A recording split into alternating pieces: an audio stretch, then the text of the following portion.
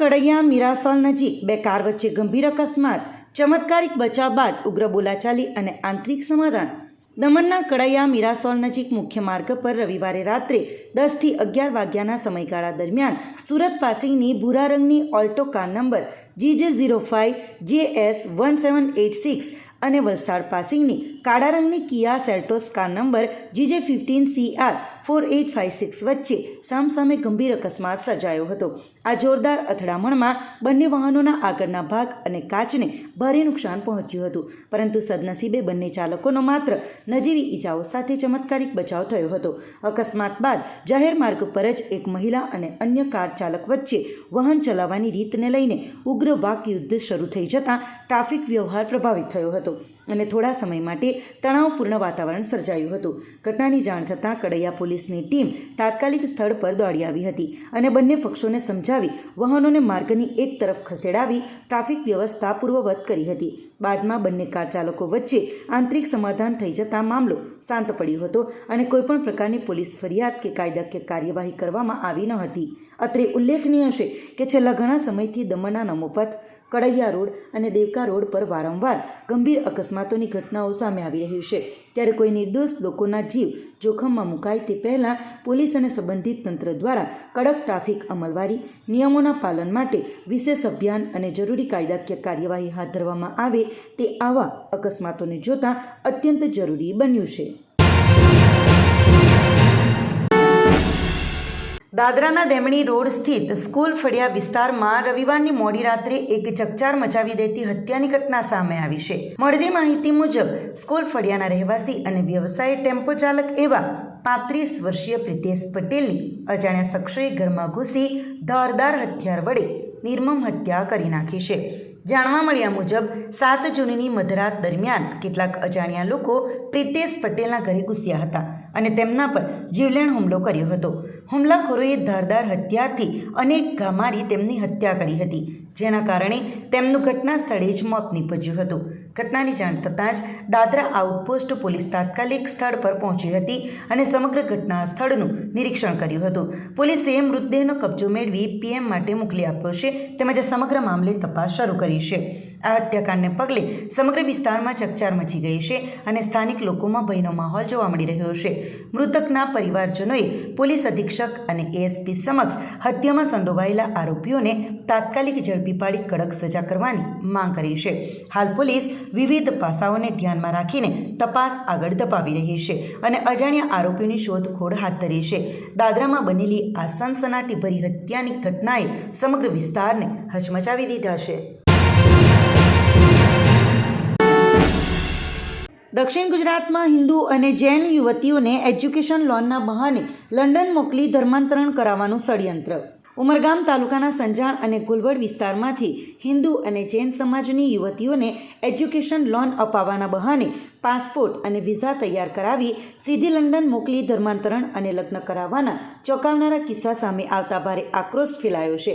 અગાઉ આવા તત્વો સ્થાનિક સ્તરે કે કોર્ટ મેરેજ કરી લેતા હતા, પરંતુ ગુજરાત વિધાનસભામાં લવ મેરેજ માટે માતા પિતાની સહી અને 1 મહિનાની નોટિસ ફરજિયાત કરતો કાયદો આવતા આ સ્ટ્રેટર્જી બદલીને યુવતીઓને મહારાષ્ટ્રના પાલઘર વિસ્તારમાં કે સીધી વિદેશ મોકલાવવામાં આવી રહ્યું છે, જેમાં છેલ્લા 6 મહિનામાં 2 યુવતીઓને આ જ રીતે લંડન મોકલાઈ હોવાનો ખુલાસો થયો છે।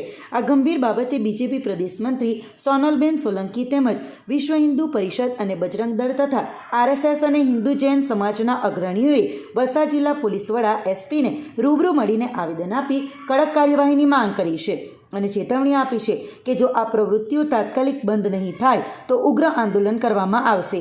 ગુજરાતમાં લવ જિહાદના કડક કાયદાથી બચવા ટાર્ગેટ કરાતી યુવતીઓને વિદેશ ભગાડી જવાની આ નવી મોડેસ ઓપરેન્ડી એક પૂર્વ આયોજિત ષડયંત્ર હોવાની આશંકા છે, જેની સામે પોલીસે પણ આ મામલે ઊંડાણપૂર્વક તપાસ કરવાની ખાતરી આપી છે।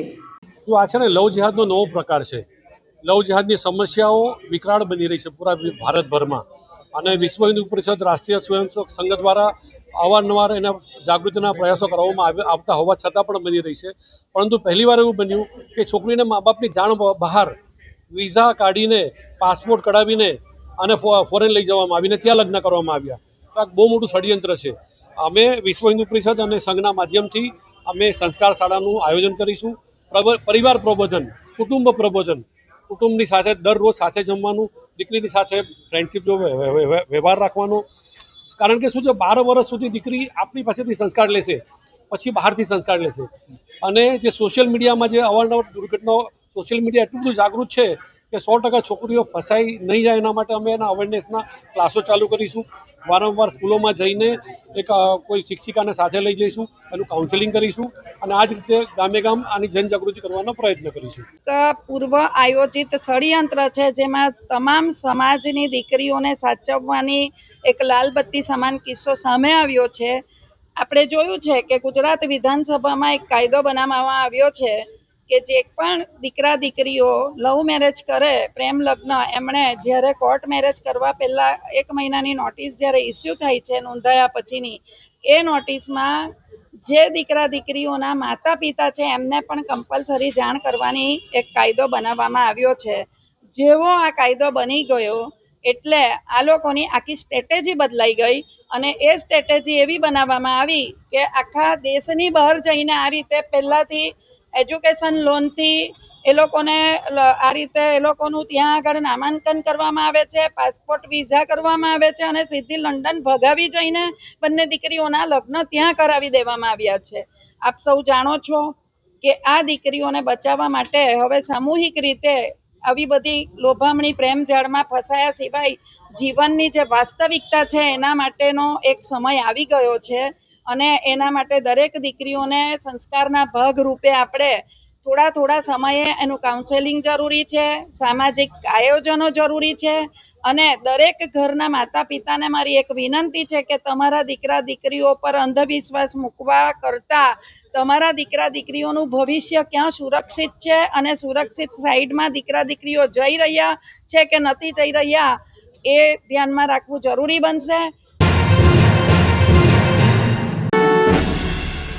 શંકાસ્પદ લિંક પરથી આરટીઓ એપ ડાઉનલોડ કરતા મોબાઈલ હેક, વલસાડના યુવક સાથે 2 લાખની છેતરપિંડી. વલસાડમાં કટારિયા ઓટોમોબાઈલ્સમાં છેલ્લા 14 વર્ષથી નોકરી કરતા સફીક સૈયદ નામના વ્યક્તિ સાથે સાયબર ફ્રોડની મોટી ઘટના બની છે. માત્ર એક શંકાસ્પદ લિંક પરથી આરટીઓ ચલાણની એપ ડાઉનલોડ કરતાં જ તેમનો મોબાઈલ હેક થઈ ગયો હતો અને અજાણ્યા સાયબર ઠગોએ તેમના ક્રેડિટ કાર્ડનો દુરુપયોગ કરીને આશરે રૂપિયા 2 લાખની છેતરપિંડી આચરી છે. 14 મે 2026ના રોજ સફીક સૈયદના ફોનમાં આરટીઓ ચલાણની ફેક એપ ઇન્સ્ટોલ થતાં જ સાયબર ભેજાબાજોએ તેમના ડિવાઇસનો સંપૂર્ણ ઓનલાઈન એક્સેસ મેળવી લીધો હતો. ત્યારબાદ ઠગોએ કોઈપણ પરવાનગી વગર સફીકના ક્રેડિટ કાર્ડની લિમિટ પૂરી કરી નાખી હતી અને શરૂઆતમાં 50,000 રૂપિયા જેટલી રકમ ઉપાડી લીધી હતી. બેંકમાં તપાસ કરતાં જાણવા મળ્યું કે ઠગો HDFC અને BOB બેંકના નવા કાર્ડ જનરેટ કરીને પણ ટ્રાન્ઝેક્શન કરી રહ્યા છે, જેના કારણે અત્યાર સુધીમાં 2 લાખ રૂપિયા જેટલો ફ્રોડ થઈ ચૂક્યો છે અને હજુ પણ તેમના નામે પેમેન્ટના નવા બિલ જનરેટ થઈ રહ્યા છે. આ સમગ્ર મામલે ભોગ બનનાર યુવકે તાત્કાલિક સાયબર ક્રાઇમ હેલ્પલાઇન 1930 પર કોલ કરીને તેમજ 16 મે 2026ના રોજ વલસાડ સિટી પોલીસ સ્ટેશનમાં લેખિત અરજી આપીને ફરિયાદ નોંધાવી છે. બેંક દ્વારા તેમના કાર્ડ બ્લોક કરવામાં આવ્યા હોવા છતાં ટ્રાન્ઝેક્શન હિસ્ટ્રી અને નવા કાર્ડના બિલ અંગેની સમસ્યાઓ યથાવત છે. હાલ પોલીસે અરજી અને ટ્રાન્ઝેક્શનના પુરાવાઓના આધારે વધુ તપાસ હાથ ધરી છે. સાયબરમાં 1930 પર કોલ કરવા માટે કીધો હતો. 1930 પર કોલ કરીને કમ્પ્લેન કરી હતી તે ટાઈમ પર, પણ તેઓ ટ્રાન્ઝેક્શન હિસ્ટ્રી માંગતા હતા અને ટ્રાન્ઝેક્શન હિસ્ટ્રી બેંકમાં ગયા હતા પણ કાર્ડ બ્લોક કરી દીધો હતો. કાર્ડ બ્લોક થવાના કારણે ટ્રાન્ઝેક્શન હિસ્ટ્રી બેંકમાંથી નીકળી ન હતી અને ટ્રાન્ઝેક્શન હિસ્ટ્રી ના નીકળી હતી એટલે સાયબરવાળાએ કમ્પ્લેન ના નોંધી હતી તે ટાઈમ પર. અને જે ટાઈમ પર આપણી પાસે સાયબર પેલું આવ્યું હતું ટ્રાન્ઝેક્શન હિસ્ટ્રી, એ ટાઈમ પર આપણે વોટ્સઅપ કર્યો બી હતો સાયબરમાં તે ટાઈમ પર, પણ હવે તે ટાઈમ પર પછી સાયબરવાળાએ બી કંઈ રિસ્પોન્સ ના આપ્યો તે સમયે. પછી આપણે નવી કમ્પ્લેન પછી નોંધાવી હતી. કાલે નવી કમ્પ્લેન નોંધાવી પછી તેના પરથી આપણે જે ટ્રાન્ઝેક્શન હિસ્ટ્રીને બધું જે ડિટેલ માંગી તે આપી છે અને તેના પરથી એ લોકોએ કમ્પ્લેન નોંધી છે. ને બીજા જે નવા અત્યાર સુધીમાં મારી સાથે લગભગ 2 લાખ સુધીનો ફ્રોડ થઈ ચૂક્યો છે 14 તારીખથી અત્યાર સુધીમાં. નવા કાર્ડ જે બધા જનરેટ કરે છે, નવા કાર્ડ જનરેટ કરીને તેમાંથી બધી ક્રેડિટ લિમિટ બધી પૂરી કરે છે. મેં બેંકમાં બી ગયો હતો અને બેંકમાં જઈને બેંકવાળાને બી કીધું હતું કે મારા જે ક્રેડિટ કાર્ડ જે નવા જે શો થયા છે તે તમે ચેક કરી લો બેંકની અંદરમાં કે મારા નામે બતાવે છે શું છે. BOBના ક્રેડિટ કાર્ડ બી જનરેટ થયા છે અને HDFCના ને તેમાંથી બેંકમાં જઈને હું ચેક કરાવ્યું હતું તો બેંકવાળાએ એમ કીધું હતું મને કે તમારે જે કાર્ડ છે બેંકમાં તમારા નંબરે અને પાન કાર્ડથી તમારા બેંકમાં શો નથી કરતા એ કાર્ડ, પણ તે બિલ બનીને મારા નામે અપડેટ થયા કરે છે અત્યાર સુધીમાં. વલસાડ જિલ્લામાં ઓપરેશન ડેલ્ટા હન્ટ હેઠળ 6 બાંગ્લાદેશી ઝડપાયા. 1000 ફોન ટ્રેસ કરી 22 ટીમોએ સઘન સર્ચ કર્યું. વલસાડ પોલીસે ઓપરેશન ડેલ્ટા હન્ટ હેઠળ 6 ગેરકાયદેસર બાંગ્લાદેશી નાગરિકોને ઝડપી પાડ્યા છે. ગૃહ રાજ્યમંત્રી હર્ષ સંઘવીના માર્ગદર્શન હેઠળ 3 જૂન 2026ની મધ્યરાત્રિથી રાજ્યભરમાં આ મેગા ડ્રાઈવ શરૂ કરવામાં આવી હતી. આ ઓપરેશનનો હેતુ ગુજરાતની આંતરિક સુરક્ષા અને શાંતિને જોખમાવતા ગેરકાયદેસર તત્વોને શોધી કાઢવાનો હતો. ગૃહ રાજ્યમંત્રીએ રાજ્યમાં ગેરકાયદેસર વસવાટ કરતા બાંગ્લાદેશીઓને શોધી કાઢવા માટે ઉચ્ચ પોલીસ અધિકારીઓ સાથે બેઠકો યોજી હતી. આ બેઠકો બાદ સુરત વિભાગના પોલીસ મહાનિરીક્ષક પ્રેમવીરસિંહના સુપરવિઝન હેઠળ વલસાડ એસપી યુવરાજસિંહ જાડેજાએ એક વિસ્તૃત એક્શન પ્લાન તૈયાર કર્યો હતો. આ ઓપરેશન માટે વલસાડ પોલીસની ટેકનિકલ એનાલિસિસ ટીમે સઘન કામગીરી કરી હતી. ટેકનિકલ જ્ઞાન ધરાવતા અધિકારીઓ અને કર્મચારીઓની 5 વિશેષ ટીમો બનાવવામાં આવી હતી. આ ટીમોએ 500થી વધુ વ્યક્તિઓના ડેટાનું વિશ્લેષણ કર્યું હતું. શંકાસ્પદ ગતિવિધિઓ પર નજર રાખવા માટે 1000થી વધુ મોબાઈલ નંબરો, આઈપી એડ્રેસ અને મોબાઈલ ડિવાઇસનું ઝીણવટભર્યું પૃથ્થકરણ કરવામાં આવ્યું હતું. આ કાર્યવાહી માત્ર વલસાડ જિલ્લા પૂરતી મર્યાદિત નહોતી. સ્થાનિક પોલીસ સ્ટેશનોની 14 ટીમો અને 8 અધિકારીઓની ટીમો સહિત કુલ 22 વિશેષ ટીમો તહેનાત કરવામાં આવી હતી. આ ટીમોએ ટેકનિકલ એનાલિસિસ અને બાતમીદારો પાસેથી મળેલી માહિતીના આધારે વલસાડ જિલ્લા તેમજ પાડોશી કેન્દ્રશાસિત પ્રદેશો દમણ, સેલવાસ અને દાદરાનગર હવેલીમાં મોડી રાતથી વહેલી સવાર સુધી સઘન સર્ચ ઓપરેશન હાથ ધર્યું હતું. ઓપરેશન દરમિયાન 22 વિશેષ ટીમોએ 1000થી વધુ લોકોનું ભૌતિક ચેકિંગ કર્યું હતું અને 50થી વધુ શંકાસ્પદ વ્યક્તિઓની પૂછપરછ કરી હતી. આખરે 6 ગેરકાયદેસર બાંગ્લાદેશી નાગરિકોને ઝડપી પાડવામાં આવ્યા હતા. વિવિધ શંકાસ્પદ વિસ્તારોમાં કરાયેલા ભૌતિક ચેકિંગ અને પૂછપરછ બાદ આ 6 બાંગ્લાદેશી નાગરિકો કાયદેસરના દસ્તાવેજો વિના વસવાટ કરતા હોવાનું બહાર આવ્યું હતું. પોલીસે તેમની સામે કાયદેસરની કાર્યવાહી શરૂ કરી છે અને તેમને તેમના વતન ડિપોર્ટ કરવાની કાનૂની પ્રક્રિયા હાથ ધરી છે. વલસાડ પોલીસે જણાવ્યું છે કે રાજ્યની શાંતિ અને આંતરિક સુરક્ષાને જોખમાવનારા તત્વો સામે આ ઝુંબેશ ભવિષ્યમાં પણ ચાલુ રહેશે. અલગ અલગ 1000 જેટલા વ્યક્તિઓનું જે શંકાસ્પદ જણાવેલ હતા ચેકિંગ કરવામાં આવ્યું હતું અને સમગ્ર પ્રક્રિયાના અંતે 22 જણા શંકાસ્પદ જણાતા તેઓને વધારે પૂછપરછ માટે બોલાવી વેરિફિકેશન કરતા કુલ 6 જેટલા બાંગ્લાદેશી નાગરિકો છે અહીંયા ગેરકાયદેસર વસવાટ કરતા મળી આવેલા હતા. તેઓને કાયદેસરનો ડિટેન્શન ઓર્ડર કરી અને ત્યારબાદ અત્યારે ડિપોર્ટની અલગ અલગ એજન્સી દ્વારા જોઈન્ટ ઇન્ટરોગેશનની પ્રક્રિયા પૂર્ણ કરવામાં આવી છે અને એમની ડિપોર્ટેશનની પ્રક્રિયા શરૂ કરવામાં આવી છે. જે 6 ઇસમો જે છે પકડાયા છે એ અલગ અલગ સમયથી અહીંયા હતા. કોઈ 1.5 વર્ષથી શરૂ કરી અને છેલ્લા એક છે જે 15 દિવસ પહેલાં પણ આવેલા હતા એવા ઇસમો હતા. આ ઇસમોમાં મોટે ભાગના હતા એ છૂટક મજૂરી કરી ગુજરાન ચલાવતા હતા અને એની અંદર એક મહિલા પણ મળી આવી છે જે પ્રોસ્ટિટ્યુશનનો વ્યવસાય કરતી હતી. ના, એમનો કોઈ શંકાસ્પદ ગુનાહિત હિસ્ટ્રી જણાવેલ નથી. તેમજ એમની વધારે પૂછપરછ કરતા તેઓ માત્ર અહીંયા મજૂરી હેતુ માટે આવેલા હતા તે જણાઈ આવેલ છે. બિલકુલ, જ્યારે આપના માધ્યમથી સંદેશો આપવામાં આવીશ કે આપની આજુબાજુમાં કોઈ પણ વ્યક્તિ છે જે શંકાસ્પદ પ્રવૃત્તિ કરતી હોય અથવા તમને લાગે કે ભારતની નાગરિકથી અન્ય કોઈ દેશની નાગરિક છે અને ગેરકાયદેસર વસવાટ કરી રહી છે તો આપ તાત્કાલિક સ્થાનિક પોલીસને જાણ કરો, જેથી આવા કોઈ પણ વ્યક્તિ છે ભવિષ્યની અંદર રાષ્ટ્ર માટે ખતરો બને એ પહેલાં જ આપણે એમને જબે કરી શકીએ.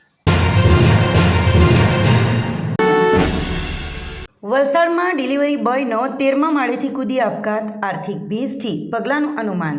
વલસાડના તિથલ રોડ પર આવેલા ગુજરાત હાઉસિંગ બોર્ડના સરદાર હાઇટ સંકુલની દમણગંગા બિલ્ડિંગના 13મા માળેથી એક 22 વર્ષીય યુવકે મોતની છલાંગ લગાવી જીવન ટૂંકાવી દેતા ભારે ચકચાર જાગી છે.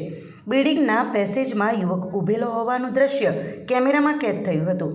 પોલીસ અને 108 એમ્બ્યુલન્સને જાણ થતાં બંને ટીમો ઘટના સ્થળે ધસી આવી હતી, જ્યાં યુવક મૃત અને ગંભીર ઈજાની હાલતમાં પડેલો જોવા મળ્યો હતો.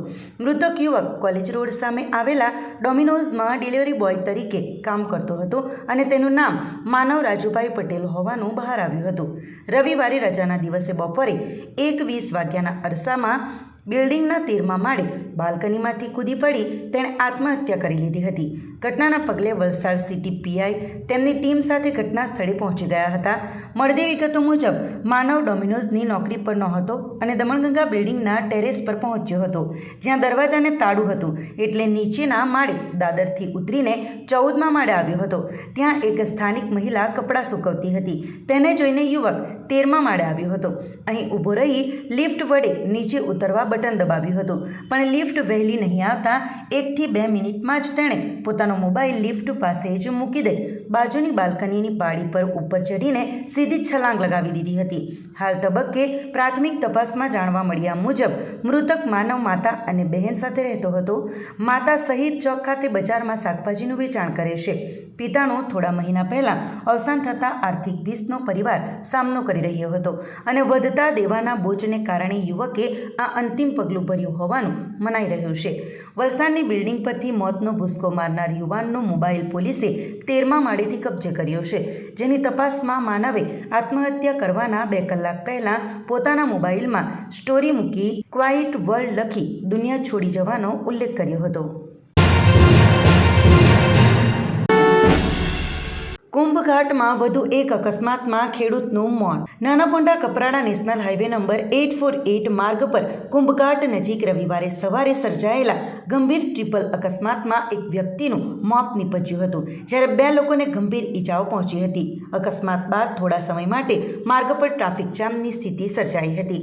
પોલીસ ફરિયાદ મુજબ રવિવારે સવારે 8:30 વાગ્યે માંડવા ગામના કાસ્તુન્યા ફળિયા નજીક કપરાડાથી નાનાપોંડા સ્વાઢા તરફ જતા માર્ગ પર મહારાષ્ટ્ર નંબરનું ટેન્કર MH04HY4877 પૂર ઝડપે અને બેદરકારીપૂર્વક હંકારી આવતા આગળ જઈ રહેલી હુન્ડાઈ કાર નંબર MH15JX4183 ને પાછળથી ટક્કર મારી હતી. ત્યારબાદ ટેન્કરે આગળ ચાલતા આઈસર ટેમ્પો નંબર GJ17UU4331 ને પણ અડફેટે લીધો હતો અને અંતે આગળ જઈ રહેલી મોટરસાઇકલને ટક્કર મારી હતી.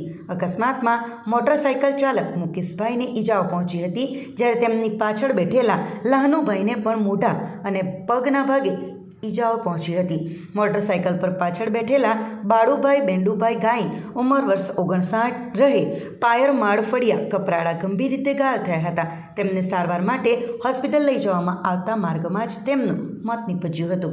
ઘટનાની જાણ થતાં પોલીસ સ્થળ પર પહોંચી હતી અને ટ્રાફિક વ્યવસ્થા પુનઃ સ્થાપિત કરી હતી.